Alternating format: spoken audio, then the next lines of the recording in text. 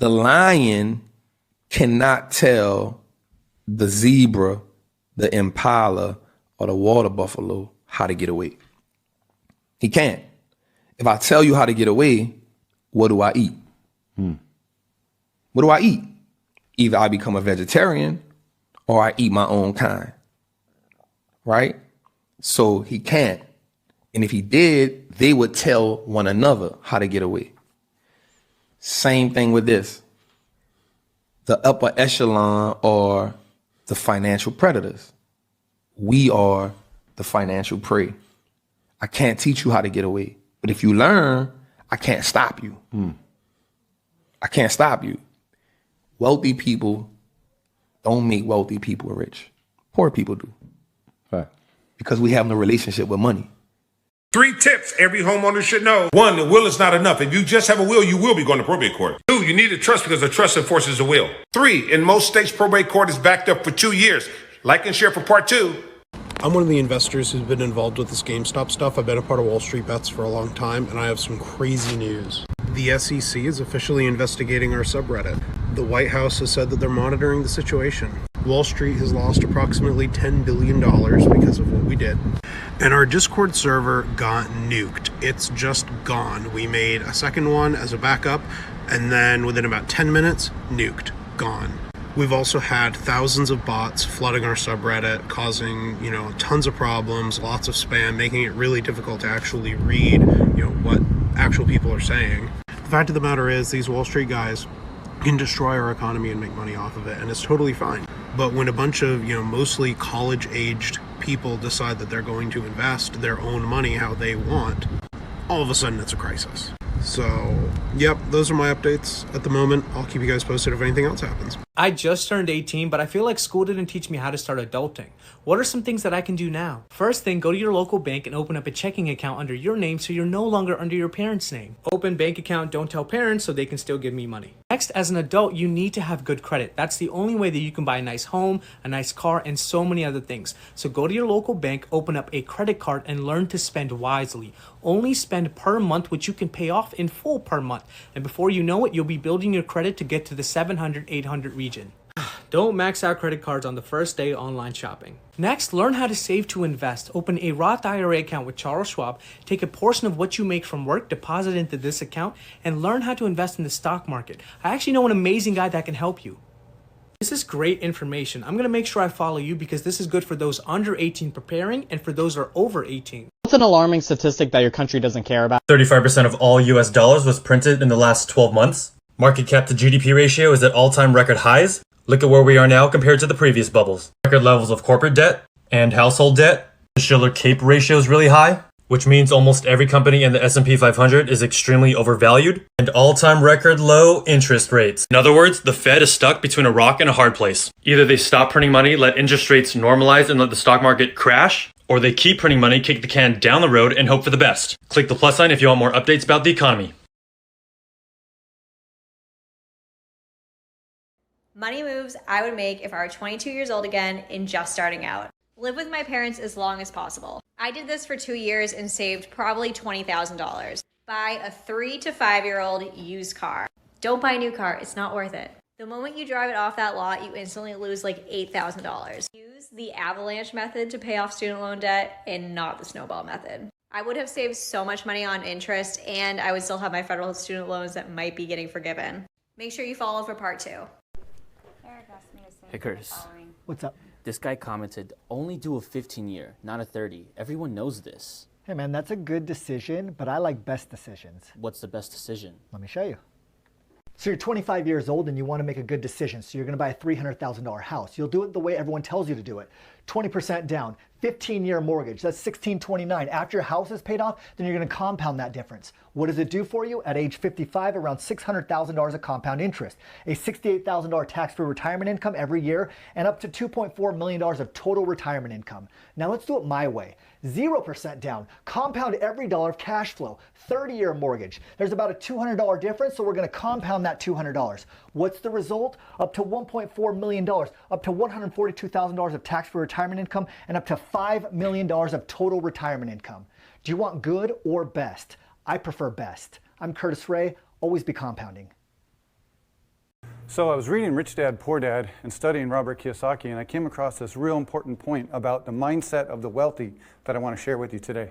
So to understand the mindset of the wealthy, we have to take a look at what the lower class is doing and what the middle class is doing to really understand what the wealthy do that's differently. So here's what happens with the lower class, with their cash flow. Money comes in the form of income, they pay bills, they buy stuff, and out their money goes with nothing left over at the end of the month. Middle class America, we make more money. With our money, we buy liabilities, cars, credit cards, cell phones. Those produce more expenses. More expenses means no money left over at the end of the month. So here's the secret of how the wealthy grow wealthy. They take their income, they buy assets. Assets produce additional income, like a compound account.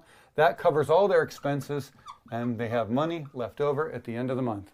My name's Scott McLean. It's not what you make, it's what you do with what you make. What's a piece of information that can save you money that most people don't know about? Splitting your loan payment in half and then paying twice each month. I am still surprised by the amount of people that don't realize that you are going to save yourself so much interest doing so. Reason being is that with simple interest loans, interest accrues on a daily basis called a per diem. When you only pay once per month, you're allowing 30 days worth of interest to accrue in between each payment. If you split up that loan payment, less interest is accruing in between each payment. Plus, if you pay bi-weekly, you're paying one full extra payment per year. Follow Seth Godwin, the guy who works in finance, for more finance and credit tips. 3 websites for unlimited knowledge. Let's go. CitationC.com. Millions of references simply and quickly. It is also trusted by numerous universities. PDFdrive.com. Download books for free. Archive.org.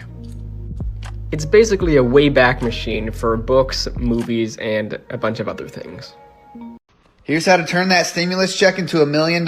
So we're going to take that $1,400 check, put it in as our initial investment, and then we're going to give ourselves our own stimulus check once a year, which comes out to about $117 a month or $1,400 a year. We're going to assume we're 20 years old, 45 years away from retirement at 65, and we're going to assume the S&P 500 average return, which is about 10%. So let's see how much we end up with.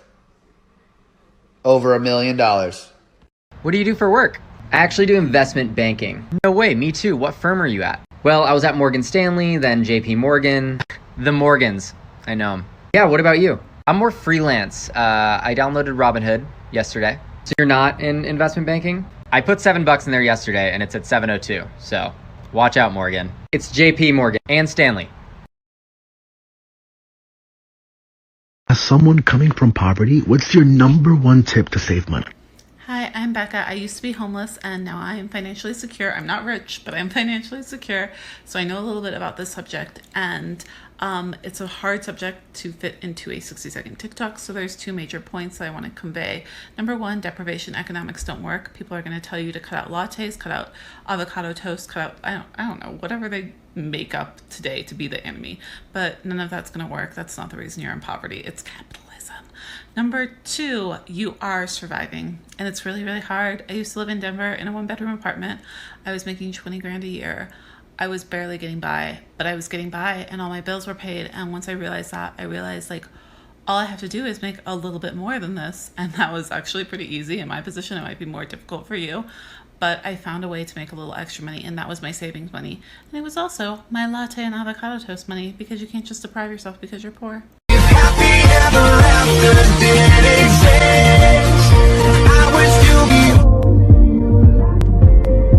You want to be financially free in 8 years? Listen up. Have you ever heard of the concept compounding interest?